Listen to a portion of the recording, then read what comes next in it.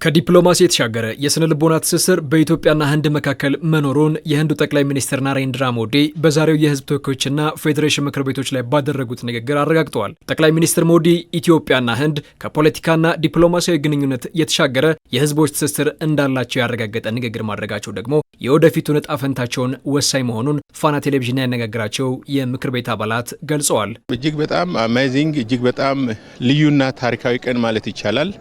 ክቡር ጠቅላይ ሚኒስትር የሂንዱና የኢትዮጵያ ክቡር ጠቅላይ ሚኒስትራችን ዶክተር አብይ አህመድ እንደዚህ አይነት የጋራ የዲፕሎማሲ ስራ መስራት ለኢትዮጵያ ግን ትልቅ እምርታዊ ለውጥ ህንድ ማለት ቀላል አይደለም፣ በኢኮኖሚም በሰው ብዛትም። ስለዚህ አንድነት ሆኖ አንድ ሆኖ ማለት ቀላል አይደለምና እኔ ልዩ ስሜትና ምን ብዬ ልግለጽ ብዬ ነው። ከዛ ባሻገርም ደግሞ እየዞረም የደስታ መግለጫ ሲያደርግ ኢትዮጵያን ዞሮ አዲስ አበባን አይቶ ኢትዮጵያ መለወጣን አይቶ ኢትዮጵያ ወደፊት ደግሞ ከፍተኛ ውጤት እንደምታመጣ በማየትና በኢኮኖሚ ከፍተኛ ደረጃ እንደምደርስ በሰላም በሁሉም ነገር ኢትዮጵያ ምን እንደምትመስል ያየ በመሆኑና እንደገና ዞሮ በማየቱ እኔ በጣም ድንቅ ስሜት ነው ተሰማኝ ማለት ይችላል። ዛሬ ሲናገሩ ምንድነው ያሉት? አሁን እኛ የጋራ የሚያደርገን በጋራ ስንሰራ እኩል ስንሰራ ነው ያሉት። አሁን የኔ ሪስፔክት ስታረግ እኩል ስንሰራ እኩል እንራመዳለን። እኩል ከተራመደ ደግሞ እኩል እንበለጽጋለን፣ አብረን ተያዘን እናድጋለን ማለት ነው። አሁን እነሱ ያላቸው ኢትዮጵያ the land of origin ብሏል። አየ the land of lion ብሎናል። አምቢሶች ነን። እንደገና ደግሞ የሰው ልጅ የተገኘበት እስከመሆኑ መጠን በዛ ልክኛ ማይተን ኢንዳውያን ድሮም እንወዳቸዋለን፣ አሁንም እንወዳቸዋለን፣ እናከብራቸዋለን።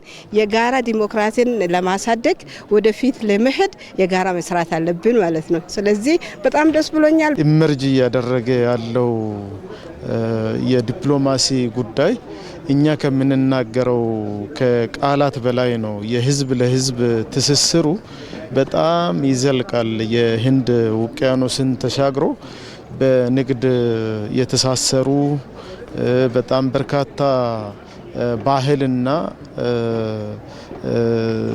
የኢኮኖሚያዊና ማህበራዊ እንዲሁም ፖለቲካል ጉዳዮችን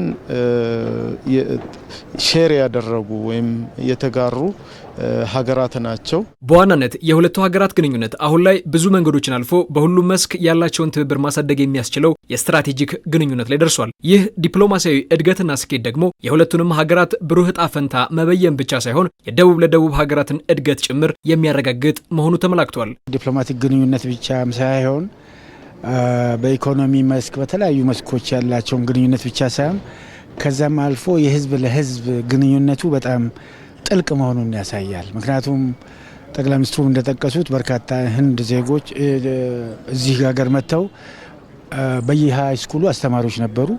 በርካታ ኢትዮጵያኖችን አስተምሯል። ይሄ የስነ ልቦና ጥምረትን ፈጥሯል፣ ስሜትን ፈጥሯል፣ ፍቅርን ፈጥሯል። ስለ ኢትዮጵያ እስኪያውቁ ድረስ ማለት ነው። እሳቸው አሁን ስም ጭምር እያነሱ የኢትዮጵያን ስሞችና የህንድን ስም የቦታዎች ስሞች ጭምር ተመሳሳይ መሆናቸውን፣ የምግብ ተመሳሳይነት እንዳለ፣ የባህል ተመሳሳይነት እንዳለ ነበር ያነሱት።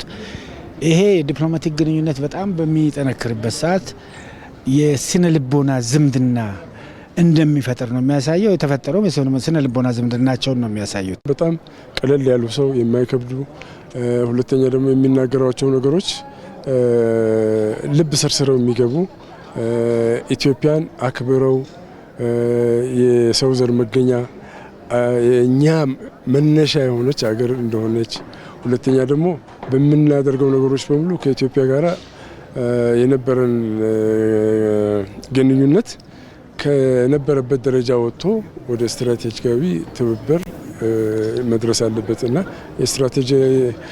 ስትራቴጂካዊ አጋርነት ማለት ምንድነው?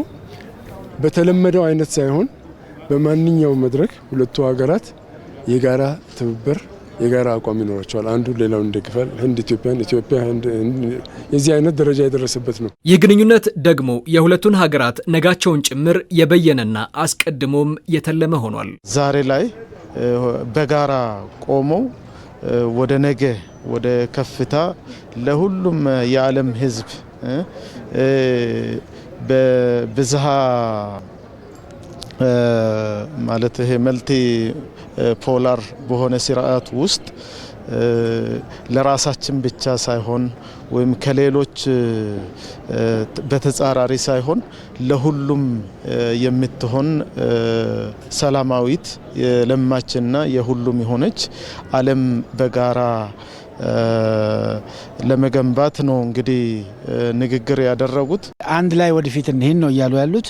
አንድ ላይ እንስራ፣ በሁሉም መስኮች እንተባበር። እኛ ያለን እናንተ አላችሁ፣ እናንተ ያላችሁን እኛ አለን። እኛ ህብረት ደግሞ ያሉት ከሁሉ በላይ ጥሩ መልእክት፣ ዲፕሎማቲክ የሆነ ዋይዝ መልእክት ለሁሉም ነው። እኛ ከማንም ጋር ለመጻረር አይደለም፣ በጋራ ለመሄድ ነው ያሉትና ይሄ ስትራቴጂክ ፓርትነርሺፕ ያሉት በቂ ነው። አሁን ካለው ደረጃ ግንኙነቱ ወደ ስትራቴጂክ ፓርትነርሺፕ መቀየሩን ገልጿል። ይሄ ትልቅ ግንኙነት ነው፣ ስትራቴጂክ ግንኙነት ነው። አብረን ብዙ ለመስራት ይጠበቃል ማለት ነው። የህንድና ኢትዮጵያ ግንኙነት እስካሁን ከነበረው በጣም ሰፍቶ የሚታይበት ሁኔታ ላይ ይደርሳል ማለት ነው።